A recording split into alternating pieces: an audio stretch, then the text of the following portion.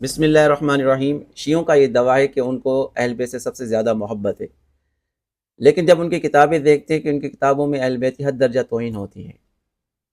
آئیے دیکھتے ہیں، اس کتاب میں لکھا ہوا ہے کہ سیدہ فاطمہ سیدنا علی سے ناراض ہو جاتی تھی، اور پھر بات صرف یہاں تک نہیں کہ ناراض ہو جائے، نبی سے شکایت کرنے بھی جاتی تھی، سیدنا علی کی شکایت کرنے نبی سے جاتی تھی۔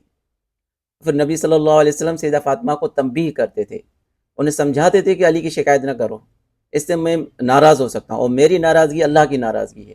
پھر سیدنا فاطمہ ڈر جاتی تھی اور وہ پناہ مانگتی تھی اس بات سے کہ میں علی کی شکایت کروں۔ یہ لکھا ہوا ہے جلاء العیون شیعہ کتابیں، اور ان کی بہت معتبر کتابیں ملا باقر مجلسی کی لکھی ہوئی ہے۔ اس کے جلد نمبر اول میں لکھا ہوا ہے، اور صفحہ نمبر ہے 210۔ یہ دیکھیں، کتاب کشف الغمہ میں حضرت امام باقر سے روایت ہے۔ اچھا، یہ کتاب کشف الغمہ بھی شیعہ کتاب ہے، کوئی سنی کتاب نہیں ہے، اور روایت کس سے ہے؟ حضرت امام باقر علیہ السلام سے روایت ہے کہ ایک دن جناب فاطمہ نے جناب رسول خدا سے، دیکھیں، جناب امیر کی شکایت کی۔ کس کی شکایت کی؟ حضرت علی علیہ السلام کی شکایت کی۔ کس سے؟ نبی صلی اللہ علیہ وسلم سے، کہ جو کچھ پیدا کرتے ہیں وہ فقراء اور مساکین کو تقسیم کر دیتے ہیں۔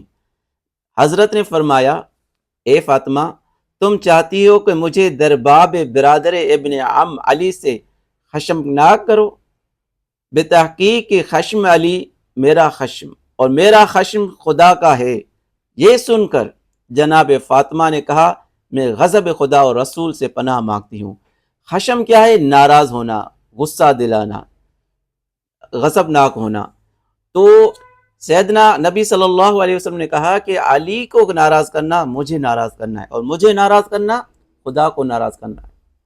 یہ سن کر بی بی فاطمہ نے فرمایا کہ میں غضب خدا اور رسول سے پناہ مانگتی ہوں۔